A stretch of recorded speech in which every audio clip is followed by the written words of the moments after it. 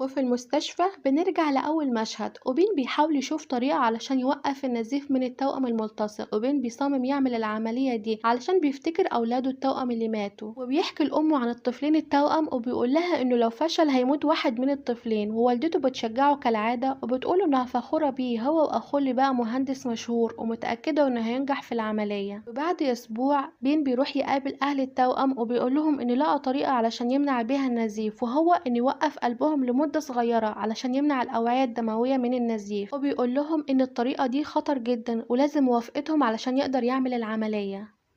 وأهل الطفلين بيوافقوا لأن حالتهم خطيرة وحياتهم وأملهم متوقفة على العملية دي، وبين بيدخل غرفة العمليات ومعاه فريق طبي كبير لمساعدته، وبتستمر العملية مدة 22 ساعة، وبين بينجح في العملية وبيقدر يفصلهم عن بعض، وأهل الطفلين بيفرحوا جدا وبيشكروه، ومراته وأمه مستنينه، وكل وسائل الإعلام بتروح تتكلم